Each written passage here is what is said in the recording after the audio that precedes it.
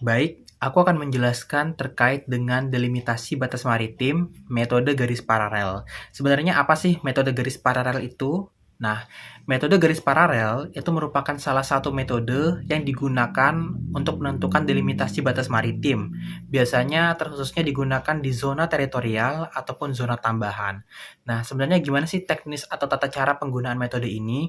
Nah, metode ini itu menggunakan garis paralel yang ditarik secara tegak lurus dari garis pangkal suatu negara pantai untuk menentukan batas maritim suatu negara. Garisnya adalah tegak lurus dari garis pangkal. Nah, untuk menggunakan metode ini, itu biasanya digunakan di negara-negara yang konfigurasi lautnya atau garis lautnya itu relatif lurus, nggak berkelok-kelok, nggak ada lembah, nggak menjulang tinggi misalnya, sehingga memudahkan untuk penarikan garis ini, atau nggak ada pulau-pulau kecil di sekitarnya sehingga mudah untuk menarik garis paralel ini antar kedua negara untuk menentukan batas maritimnya. Contoh penerapannya itu udah ada di dunia nyata untuk garis paralel. Yang pertama, garis paralel itu udah digunakan untuk menentukan batas maritim antara Indonesia dan Malaysia di Selat Malaka. Kemudian garis paralel juga udah digunakan untuk menentukan batas maritim di antara Australia dan Indonesia di Laut Arafuranya. Batas alami.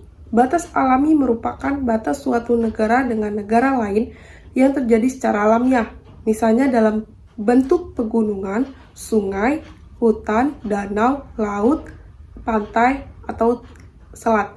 Batas alam tersebut merupakan batas wilayah daratan yang terbentuk secara alami atau berbentuk alam. Prinsip Selwyn adalah prinsip penentuan batas wilayah antara dua negara yang dipisahkan oleh aliran air atau sungai yang di dalamnya terdapat Selwyn. Batas perairan di laut adalah garis khayal yang memisahkan wilayah laut suatu negara dengan wilayah laut negara lain atau laut lepas. Delimitasi batas maritim metode batas alami adalah metode penentuan batas maritim antara negara yang menggunakan fitur geografis alami sebagai acuan, yaitu fitur yang dimaksud palung laut, punggung laut, dataran kontinen, dan sungai. Contoh penerapan metode batas alami telah diterapkan di beberapa wilayah maritim di dunia, yaitu batas maritim antara Kanada dan Denmark di Selat Nares, batas maritim antara Indonesia dan Malaysia di Selat Malaka, serta batas maritim antara Australia dan Timor Leste di Laut Timor. Jadi kesimpulannya, delimitasi batas maritim metode garis paralel dan batas alami adalah: pertama, metode garis paralel. Metode ini menggunakan garis paralel lintang atau meridian bujur sebagai batas maritim. Ini adalah cara delimitasi yang menggunakan garis paralel sebagai batas maritim, yang merupakan garis yang bergerak paralel dengan garis ekuator. Metode ini biasanya digunakan ketika negara tetangga memiliki kawasan yang berbeda, seperti negara kontinen dan negara kepulauan. Dan kedua, ada metode batas alami.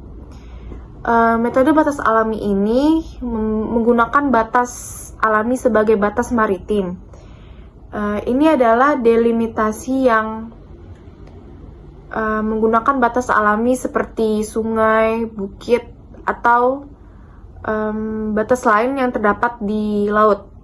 Dan metode ini biasanya digunakan ketika negara tetangga memiliki batas alami yang jelas dan mudah diterapkan.